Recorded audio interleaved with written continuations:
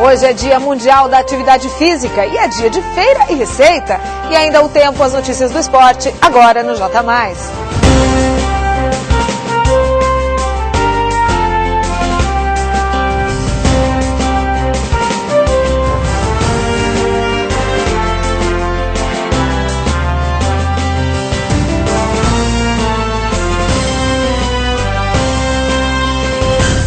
Boa noite, 22h30. O J+, segunda edição, está no ar.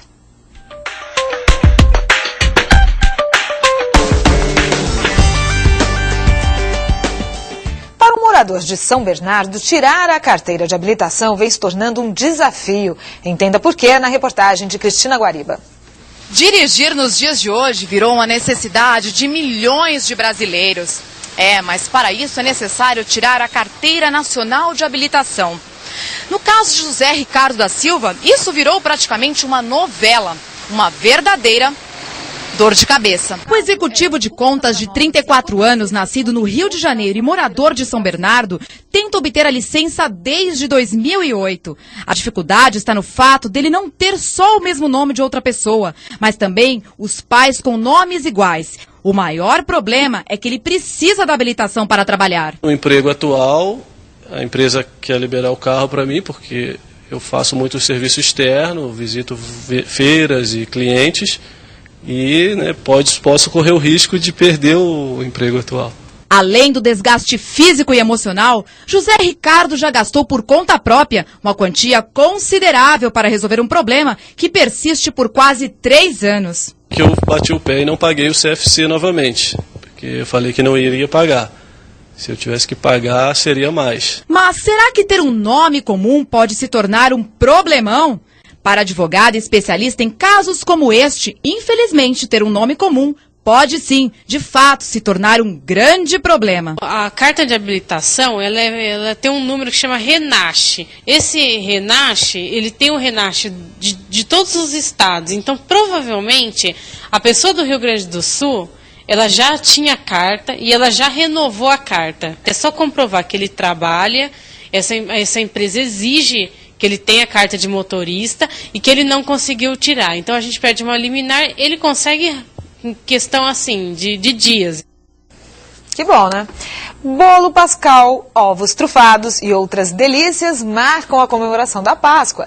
As novidades deste ano já invadem o mercado e chegam para conquistar o paladar do consumidor. Para quem é fã de chocolate e outras sobremesas, esta é a época certa para comer sem culpa. Entre ovos de Páscoa e bolos, os doces à base de chocolate ainda são os preferidos entre os clientes desta padaria. Chocolate mesmo que a turma gosta mais, né? A gente percebe que da minha família são eles. E esses bolo colomba, esses panetones também são apreciados. É claro que eu prefiro chocolate, né?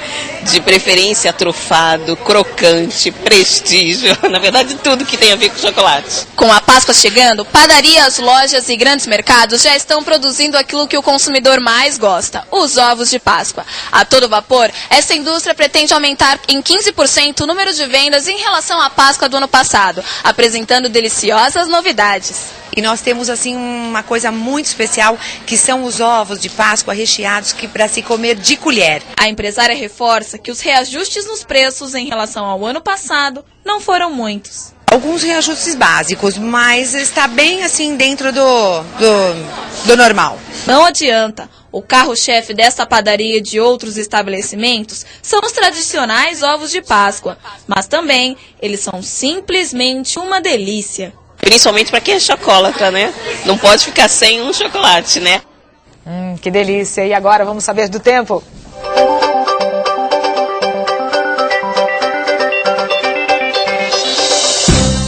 Vamos conferir como fica a previsão do tempo para amanhã com Renan de Souza.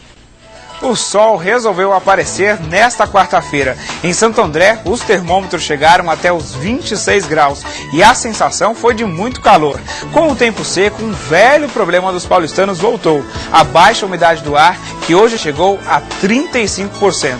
Uma massa de ar seco que vem do sul do país vai manter o tempo desse jeito, totalmente instável. As madrugadas ainda serão frias e o sol deve aparecer durante o dia e elevar as temperaturas. Para amanhã, não há previsão de chuva. Em São Paulo, o dia começa com as temperaturas mínimas na casa dos 19 graus. Em Santos, os termômetros atingem os 26 graus no período da tarde.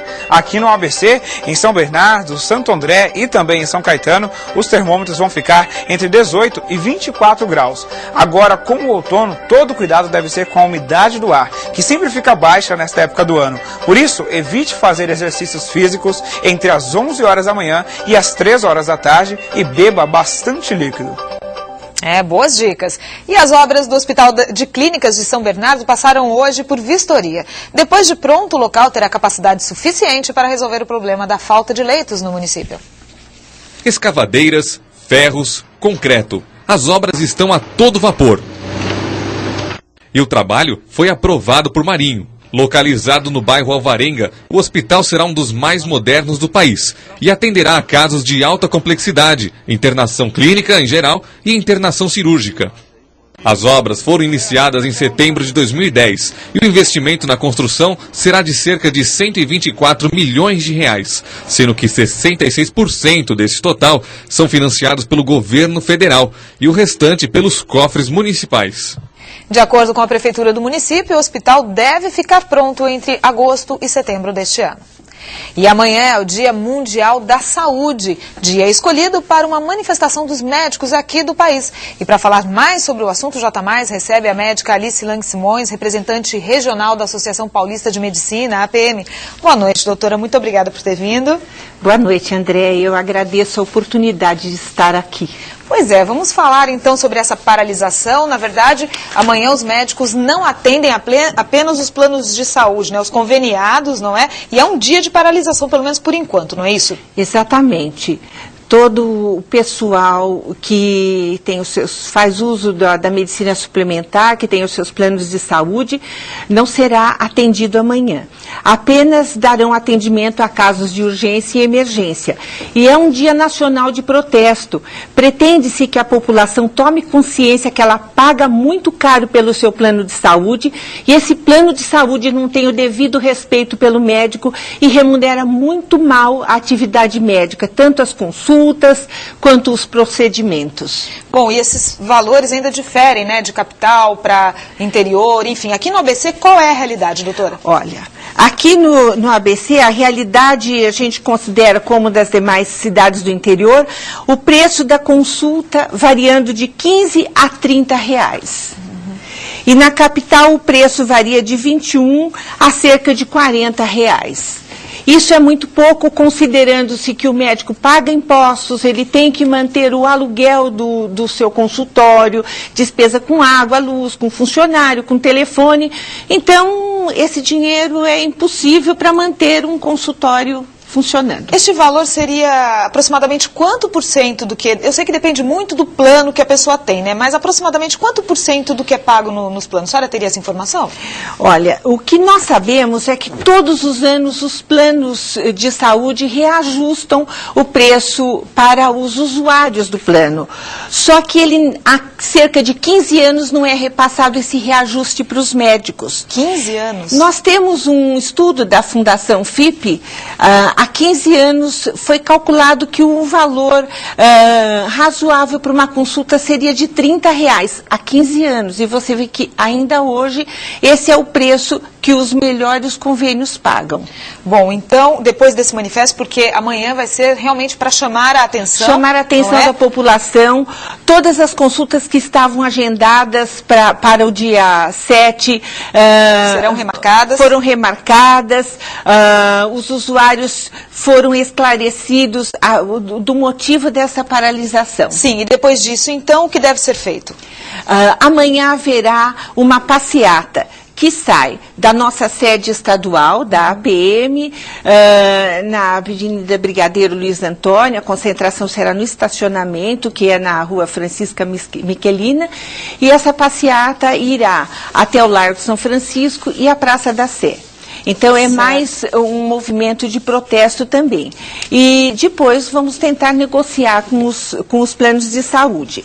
Na verdade, a Agência Nacional de Saúde Suplementar é que deveria ter esse papel regulador, mas ela diz que estatutariamente só lhe cabe cuidar da satisfação dos usuários, das relações dos usuários com o seu plano de saúde. E os profissionais que prestam atendimento ficam nessa situação, sem reajuste. Pois é, a gente espera então, nosso tempo infelizmente é limitado, não é? Mas nós vamos acompanhar então este caso, a senhora então está convidada a voltar, tá? Depois falar mais como é que ficou essa história aí. A gente está torcendo para que vocês consigam. Eu agradeço a atenção. Obrigada. Muito obrigada. E depois do intervalo tem as notícias do esporte. 22 horas 40 minutos, você vê imagens de Santo André. A gente volta já já.